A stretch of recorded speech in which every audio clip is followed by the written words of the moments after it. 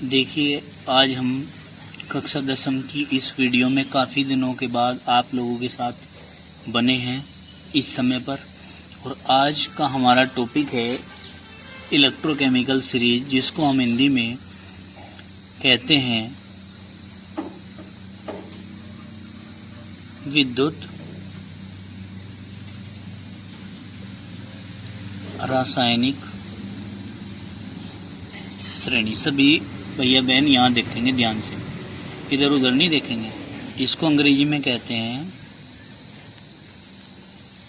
Electro chemical series, जो कि बहुत इम्पोर्टेंट है केमिस्ट्री में आप लोगों के लिए, कक्षा 10वीं, एकादश, द्वादश के विद्यार्थियों के लिए। ठीक है ना।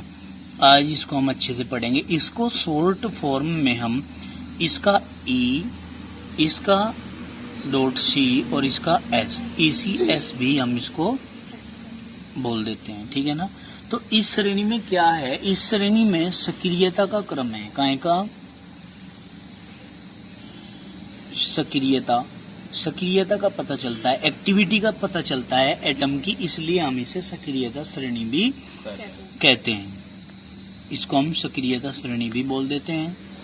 ठीक है ना। अब देखिए, सक्रियता कैसे पता चलेगी? इस श्रेणी में ऊपर से नीचे की ओर जैसे जैसे जाएंगे, सक्रियता एटम की घटती चली जाएगी। क्या होती चली जाएगी?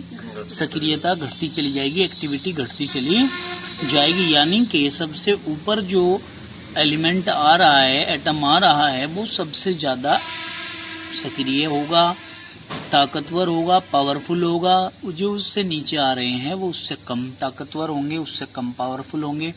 धीरे धीरे जैसे और नीचे की ओर जाएंगे तो पावर कम होती चली जाएगी, एक्टिविटी कम होती चली जाएगी। ठीक है ना। इसी के ऊपर फिर आपके क्वेश्चन आएंगे कि जैसे कॉपर सल्फेट के विलयन में जिंक को डुबा दिया जाए तो क्या होगा। ठीक है ना। तो हम कहेंगे कि जो तत्व या एटम अब विद्युत रासायनिक श्रेणी में ऊपर होगा, वो अपने से नीचे वाले तत्व को उसके लवण के विलयन से विस्थापित कर देता है। इस प्रकार से जो है क्वेश्चन आते हैं। अब आप इसको समझिए, पहले इसका एक कोड है, उसे समझेंगे हम। तो हम क्या कहेंगे, इस श्रेणी में जो मेन एलिमेंट है उनको हम बताएंगे। लिथियम, Li लिथियम होता है, K पोटेशियम होता है, barium, strontium, sodium, calcium, magnesium, aluminium, water, ठीक है ना, manganese, zinc, chromium, iron, cadmium, cobalt, nickel, ये क्या है, स्टेनस, टीन, लेड है, हाइड्रोजन, कॉपर, क्या है, साइनाइड, आयोडीन, ये क्या है, Hg मरकरी, पारा, Ag चांदी, bromine, platinum, oxygen, chlorine, gold, fluorine. तो इसमें धातु और अधातु जो है इस श्रेणी में आप लोगों के पास आ रहे हैं। तो इसका हमने ना एक कोड बनाया है, उस कोड को आपको बड़े ध्यान से समझना है। क्या कोड है वो हम कहेंगे इसको याद करने का, क्योंकि देखिए कोई भी विद्यार्थी इन सभी को ऊपर से लेकर नीचे तक, यहाँ जूम करके दिखाओ भाई, ऊपर से लेके नीचे तक जो है इसको याद नहीं कर सकता पूरी को। इसको याद करने का हमने एक सीक्वेंस बनाया, एक तरीका बनाया। वो तरीका देखो क्या है। वो तरीका है एक कोड के माध्यम से हम इसको याद कर सकते हैं। जैसे आपने कहा कुछ लाइनें हैं, उनको याद करना। लिथियम के बाबा सरदार, लिथियम के बाबा सरदार मतलब लिथियम से Li, के बाबा से Ba और सरदार से SR से बनेगा। फिर हमने क्या कहा, नाना काका मांगे आलू पानी में। जब नाना और काका होते हैं, जो बूढ़े हो जाते हैं, दांत उनके मुंह में नहीं रहते हैं, तो वे क्या कहते हैं कि बस हम खाने में क्या बनेगा, तो वे कहते हैं बस खाने में ज्यादा कुछ नहीं, आलू का पानी सा दे दियो हमें। कहते हैं सही, कहते हैं ना। तो हम क्या कहेंगे, तो नाना काका मांगे आलू पानी में, भाई आलू का पानी सा दे दो हमें, तो ये कह रहे हैं। तो ये बात याद हो जाएगी, याद। नाना काका मांगे आलू पानी में। फिर कोई गुस्सेला सा बच्चा था उनका, जब बूढ़े होते हैं, बड़े होते हैं, तो हमें परेशान कर देते हैं, क्योंकि उनका दिमाग बच्चों जैसा हो जाता है। आपको लगता है कि वे परेशान कर देते हैं, बाकी वो परेशान करते नहीं। तो वो दंडी से स्वभाव का एक बालक था, उसने कहा कि इसने परेशान कर दिया, इन्होंने दोनों ने हमें। उसने क्या किया देखो, अब वो तो पानी में आलू मांगा था या आलू में पानी मांगे थे, तो इन्होंने क्या किया, मैंने जिंदा क्रो फ्राई कर दिया।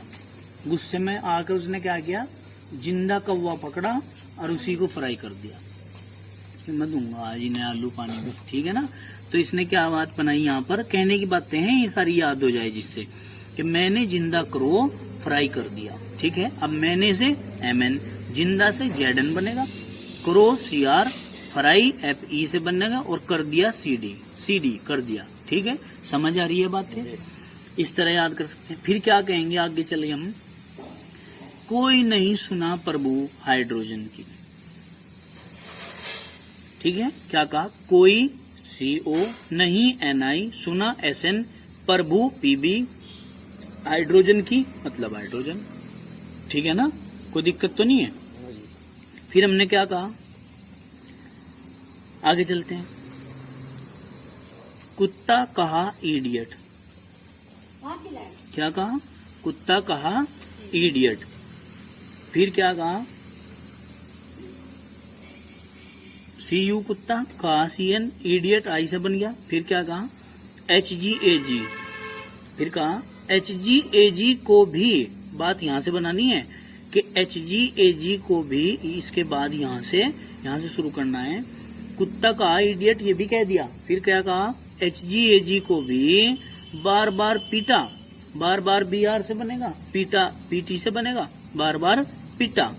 फिर क्या कहा, ऑक्सीजन कल CL, कल से बनता है। आंटी ने AU, आंटी बनाए AU से, F फिर से, मतलब सुनो बात को, HGAG को भी बार बार पिटा, ऑक्सीजन कल आंटी ने फिर से।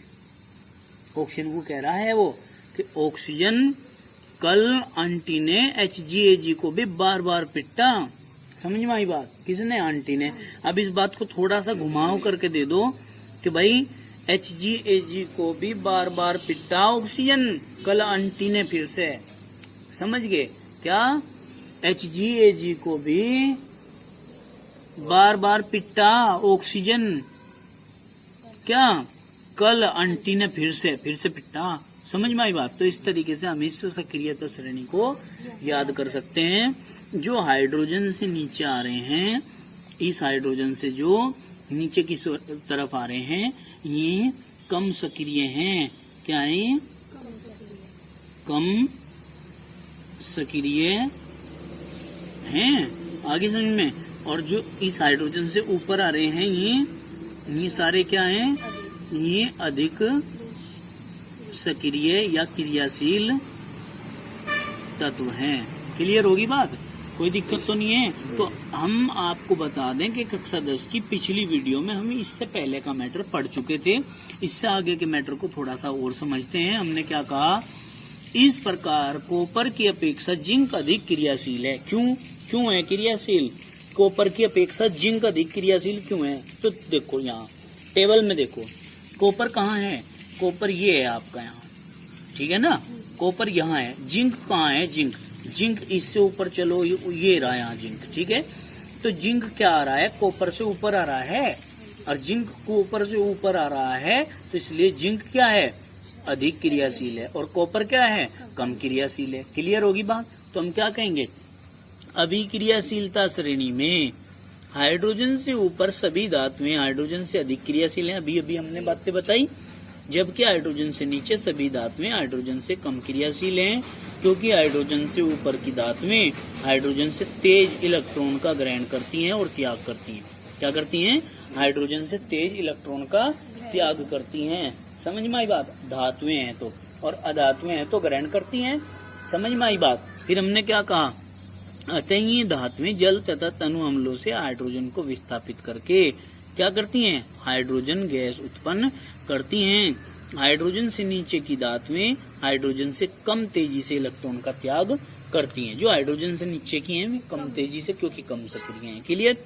अब देखिए इसके बाद एक क्वेश्चन निकल के आता है, जो क्वेश्चन मोस्ट इम्पोर्टेंट है, आपके पास भी आएगा ये, उसमें है ये सारी चीजें। तैयारी जब करोगे किसकी, नीट की तैयारी करोगे जब, तो ये क्वेश्चन निकलेंगे वहां से भाई इस तरीके के। और ये जो कोड मैंने समझाया ना, ये कोड नहीं मिलने का वहां आपको। जिसके ये याद है वो धड़ाक दे से एकदम से क्वेश्चन को कर देगा इसको। देखो यदि, देखिए भाई कौन है, यदि कॉपर सल्फेट के विलयन में जिंक की पट्टी डुबा दें तो क्या होगा। अगर कॉपर सल्फेट के विलयन में जिंक की पट्टी डुबा दें तो क्या होगा, ठीक है ना। तो हम देखेंगे, बताते हैं क्या होगा। अगर कॉपर सल्फेट के विलयन में जिंक की पट्टी डुबा दी तो क्या होगा। देखो, क्योंकि जिंक कॉपर की अपेक्षा अधिक क्रियाशील है, जिंक ऊपर है ना, कॉपर की अपेक्षा क्या है बेटे, अधिक क्रियाशील है, अतः जिंक कॉपर सल्फेट के विलयन से कॉपर को विस्थापित कर देगा। कॉपर को क्या कर देगा, विस्थापित कर देगा। क्लियर होगी बात। दूसरा, ZnSO4 तथा AgNO3 का जलीय विलयन रंगीन है, जबकि FeSO4 का विलयन